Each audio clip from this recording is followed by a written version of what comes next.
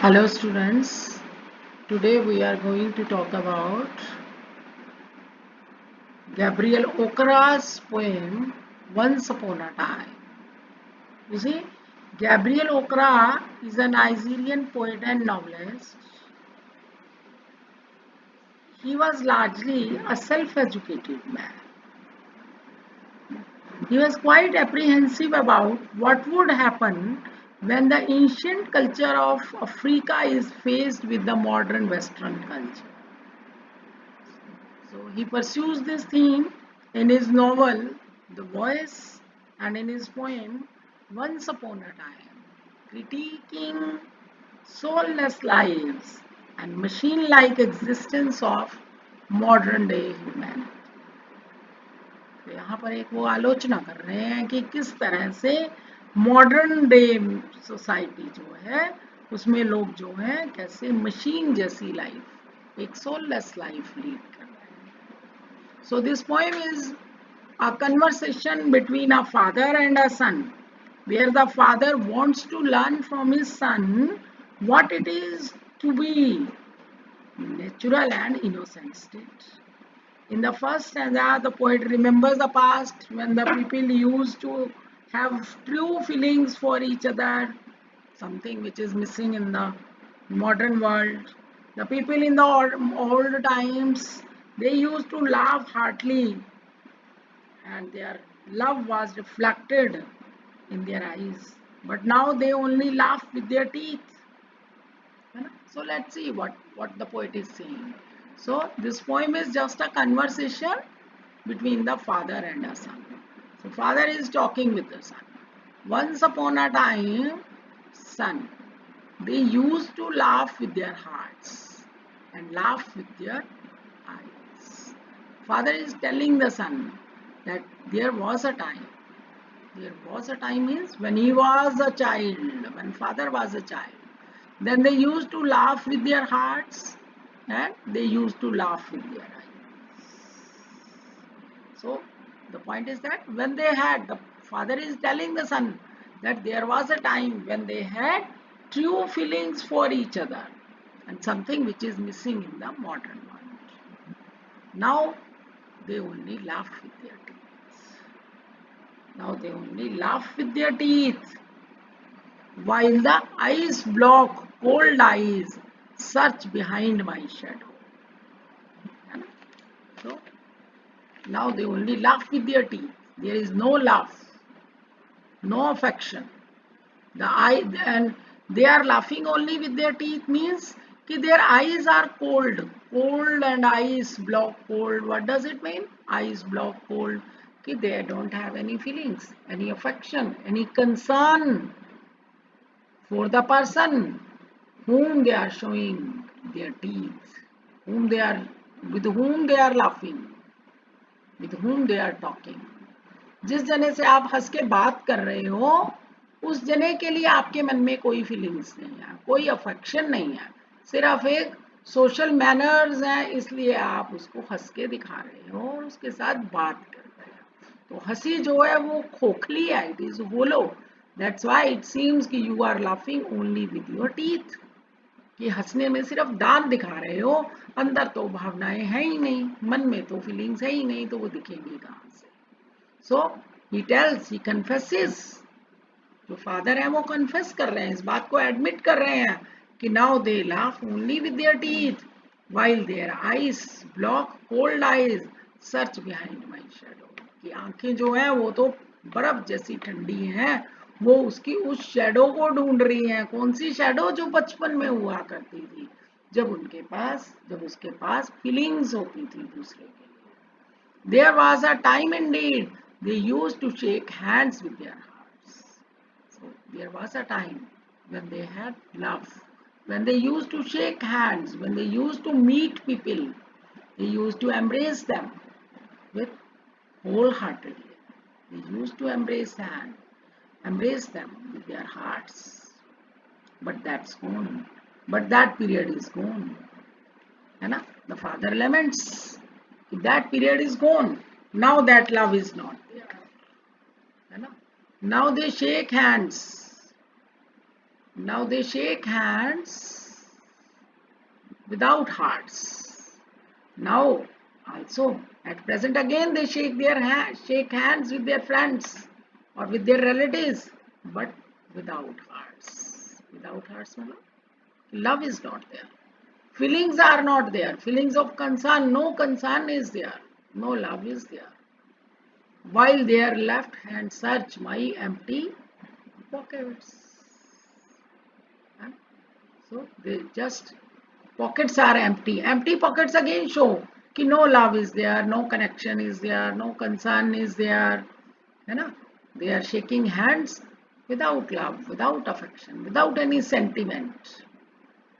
A great change has come. Feel at home, come again. Feel at home, come again, they say. When I come again and feel at home, once, twice, there will be no twice. Generally we say, nowadays we say, people feel at home. घर जैसा सा महसूस करो. फिर आना, दोबारा आना, है ना? फेस पे स्माइल लेके हम लोगों को कहते हैं, कोई घर आता है तो हम उसको बोलते हैं कि भाई अपना ही समझो, फिर आना, है ना? And when I come again and feel at home, और फिर मैं अगर मान लो दोबारा जाऊं उस जने के घर और वहां घर जैसा सा महसूस करने के लिए करना शुरू करूं, तो मैं एक बार जाऊंगा या दो बार जाऊंगा, तीसरी बार तो जाने की वहां गुंजाइश ही नहीं रहेगी. For then I find doors shut on me. क्योंकि तब तक तो एक बार जाने से, दो बार जाने से तो वो लोग मेरे को बिहेवियर ही ऐसा देंगे, अपना एटीट्यूड ही इतना कोल्ड और डल देंगे कि मेरा तीसरी बार तो जाने का मन ही नहीं. तो दिस इज दियर, है ना? तो जो ये हम फ्रेजेस यूज करते हैं कि घर जैसा सा महसूस करना, अपना ही घर समझो, कम अगेन फिर से आना, है ना? और जब हम जाते हैं या हम घर जैसा सा महसूस करते हैं तो हम उस जने के घर एक या दो बार ही जा पाएंगे, तीसरी बार तो जा ही नहीं पाएंगे, है ना? So I have learned many things, son. I have learned to wear many faces like dresses. Simile is there. The poem is so simple, but it gives us the spirit of the society. So father is telling the son कि he has learned many things from the society. He has learned to wear many faces, to change his attitude, to change his behavior like this. Father अपने बेटे को बता रहे हैं कि भी उन्होंने इस सोसाइटी से बहुत कुछ सीख लिया. उन्होंने अलग अलग तरह के मुखौटे पहनने सीख लिए हैं. मुखौटे पहनने सीख लिए का मतलब है कि सीन और सिचुएशन के हिसाब से उनको अपना व्यवहार, अपना रवैया, अपना बिहेवियर बदलना आ गया है. जैसे कोई ड्रेस बदलता है ओकेजन के हिसाब से, उसी तरह से उनको अपना बिहेवियर, अपना मूड, अपना रुख बदलना आ गया है. Home face, office face, street face, host face, cocktail face, with all their conforming smiles, like a fixed portrait smile. घर में अलग तरह का चेहरा, ऑफिस में अलग तरह का चेहरा, स्ट्रीट गली में अलग तरह का चेहरा, घर कोई आए तो आप होस्ट हो तो अलग तरह का चेहरा, कॉकटेल फेस पार्टी में अलग तरह का चेहरा, हर हर ओकेजन के हिसाब से बिहेवियर आ गया और उसके हिसाब से स्माइल देनी भी आ गई, जैसे कि एक फिक्स पोर्ट्रेट की smile. And I have learn to laugh with only my teeth and shake hands without my heart. और मैंने सीख लिया है कि कैसे सिर्फ मुझे अपने दांतों से हंसना है और बिना भावनाओं के हाथ मिलाने हैं. I have also learn to say goodbye, और मैंने गुड बाय कहना भी सीख लिया है. When my I mean good returns. मुझे गुड बाय कहना आ गया है, जबकि मैं कहना चाहता हूँ कि अच्छा हुआ जान चुकी. To say glad to meet you without being glad, कि मुझे कहना आ गया है कि I am very glad to meet you, और whereas in reality I am least glad in meeting that person. है ना? कि आपसे मिलके अच्छा लगा, जबकि हमें मिलके बिल्कुल भी अच्छा नहीं लगा. तो वो अफेक्टेशन, वो दिखावा करना मैंने सीख लिया है. To say it's been nice talking to you after being bored. है ना? The poem is totally in a conversational style, or to say colloquial style. COLLOQUIAL. colloquial style क्या? बोलचाल वाली भाषा. तो कह रहा है कि ऐसा कहना कि भाई हाँ अच्छा लगा तुमसे बात करके, जबकि हम उस जने से बात करके बुरी तरह से बोर हो गए. But believe me son, I want to be what I use to B.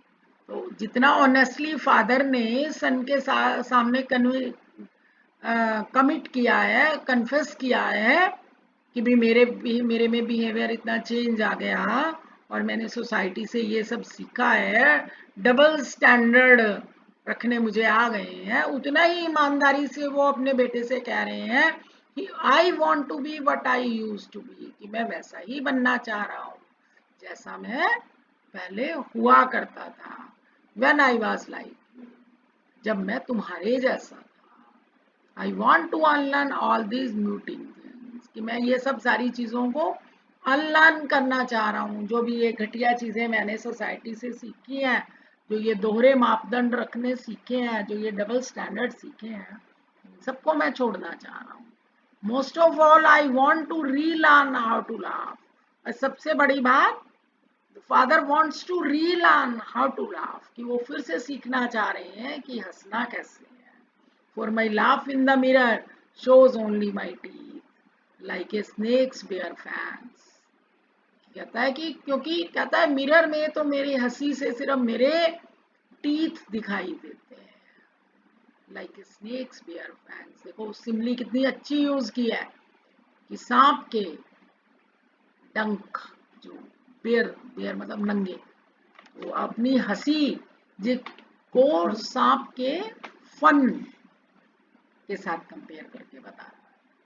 क्योंकि वो जो हंसी है, जो हंसी में सिर्फ दांत दिखाई दे रहे हैं, भावनाएं नहीं दिखाई दे रही, यानी कि जो हंसी इतनी दिखावेबाज है, जो हिपोक्राइट है, तो वो स्नेक के फैंग से कम नहीं है ना. तो इसलिए ये बहुत अच्छे से, बहुत पंजेंट वे से पोइट ने इस सिमली से कन्वे किया है कि ये कितनी गलत बात है जो सोसाइटी में मोस्ट ऑफ द पीपल जो है वो हिपोक्राइट है, अफेक्टेशियस हैं, डबल स्टैंडर्ड्स रखे हुए हैं.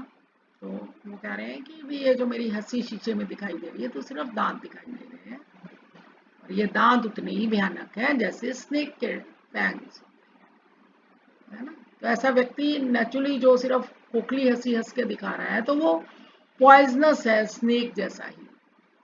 सो शो मी सन. तो फादर अर्नेस्टली अपने बेटे को कह रहे हैं कि मुझे सिखाओ हाउ टू लाफ.